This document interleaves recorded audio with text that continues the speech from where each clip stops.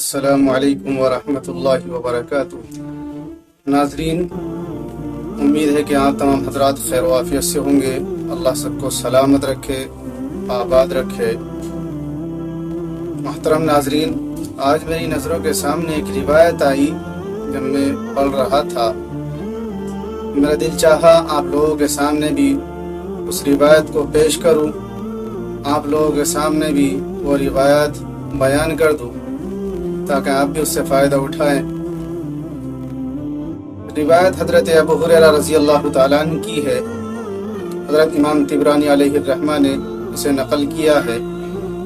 حضرت ابو ہریرہ فرماتے ہیں کہ جناب نبی کریم صلی اللہ علیہ وسلم نے فرمایا، تم میرے لیے 6 کاموں کی ذمہ داری لے لو، میں تمہارے لیے جنت کی ذمہ داری لیتا ہوں۔ صحابہ کرام نے عرض کیا، یا رسول اللہ، وہ کون سے 6 کام ہیں؟ ایک ایک بات گنوائی آپ صلی اللہ علیہ وسلم نے۔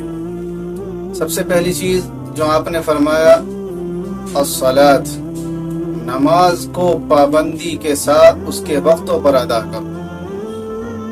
نماز کی پابندی کی ذمہ داری لے لو، نماز کو اس کے وقتوں پر پابندی کے ساتھ ادا کرو۔ دوسری بات اللہ کے نبی نے ارشاد فرمائی، الزکوٰۃ، اپنے مال کی زکوٰۃ صحیح طریقے سے ادا کرو۔ زکوٰۃ کو اپنے اوپر تاوان نہ سمجھو، زکوٰۃ کو صحیح طریقے سے اپنی مالوں کی زکوٰۃ کو ادا کرو۔ تیسری چیز اللہ کے نبی صلی اللہ علیہ وسلم نے ارشاد فرمائی، الامانہ، امانت میں خیانت نہ کرو۔ ہمارے پاس کسی کی امانت رکھی ہوئی ہے تو اس میں خیانت نہ کرو، امانت میں خیانت کا ارادہ بھی نہ کرو۔ چوتھی چیز اللہ کے نبی صلی اللہ علیہ وسلم نے ارشاد فرمایا، الفرج، یعنی اپنی شرمگاہوں کی حفاظت کرو،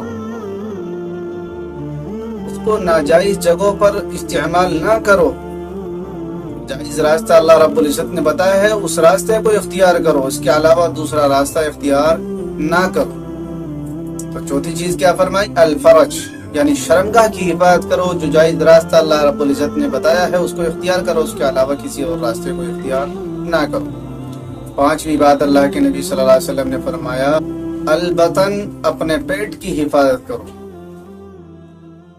آپ نے فرمایا پانچویں بات، البطن، یعنی اپنے پیٹ کی حفاظت کرو۔ کبھی تمہارے پیٹ میں حرام غذا کا ایک لقمہ بھی نہ جا پائے۔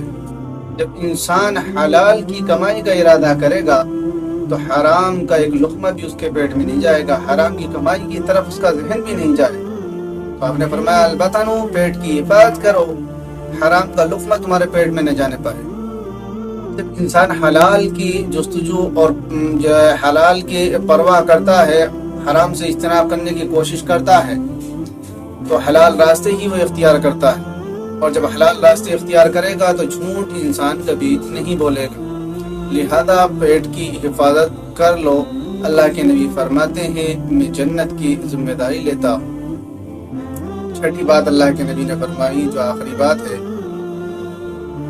اللسان، آپ نے فرمایا اللسان، یعنی زبان کی حفاظت کرو۔ زبان کی حفاظت کرو کیا مطلب ہے؟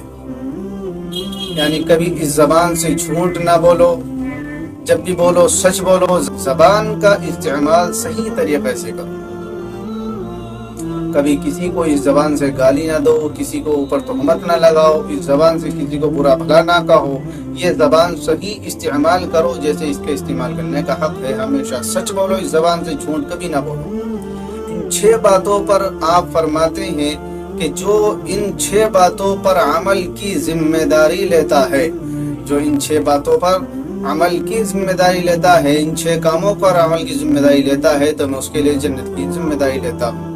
لہذا ان 6 باتوں کو ملحوظ رکھے، پھر جو ہے ان پر عمل کرے۔ اللہ کے نبی فرماتے ہیں جنت کی ذمہ داری میں لیتا ہوں۔ کون کون سی 6 باتیں؟ پہلی بات اللہ کے نبی نے فرمایا الصلاۃ، دوسری بات ارشاد فرمائی الزکوٰۃ، یعنی مال نماز کا اپنے وقت پر ادا کرنا، مال کی زکوٰۃ دینا۔ تیسری چیز اللہ کے نبی علیہ السلام نے فرمائی الامانہ، امانت میں خیانت نہ کرنا۔ جو بھی امانت تمہارے پاس کسی کی رکھی ہوئی ہے وہ چیزیں، اس امانت میں خیانت بالکل نہ کرنا۔ چوتھی چیز ارشاد فرمائی الفرج، یعنی شرمگاہ کی حفاظت کرنا، اپنی شرمگاہ کو جہاں اللہ رب العزت نے جو حلال راستہ بتایا ہے اسی راستے کو اختیار کرنا، اس کے علاوہ کہیں اور اپنی شرمگاہ کو استعمال نہ کرنا۔ پانچویں چیز اللہ کے نبی علیہ السلام نے ارشاد فرمائی البطن، یعنی اپنے پیٹ کی حفاظت کرنا، حرام لقمہ اس پیٹ میں نہ جانے پائے، حرام لقمہ نہ جانے پائے اس پیٹ کے اندر، حلال لقمہ جائے۔ اور جب حلال کی انسان جستجو کرتا ہے تو حلال مال اس کو اللہ رب العزت عطا کرتا بھی ہے، اور حلال مال کے استعمال کے لیے اور حلال مال کی جستجو کے لیے بندہ پھر کبھی جھوٹ بھی نہیں بولتا۔ اللہ رب العزت سے دعا ہے کہ اللہ رب العزت ہمیں ان باتوں پر عمل پیرا ہونے کی توفیق عطا فرمائے۔ یہ باتیں میرے سامنے آئی تھی، میں نے سوچا آپ تک بھی یہ باتیں پہنچا دوں، ہو سکتا ہے اللہ رب العزت ہم میں سے کسی کو جو ہے ان باتوں پر عمل پیرا ہونے کی توفیق دے دے اور اس کے ذریعے سے ہمیں بھی جو ہے اس کا اجر مل جائے۔ السلام علیکم۔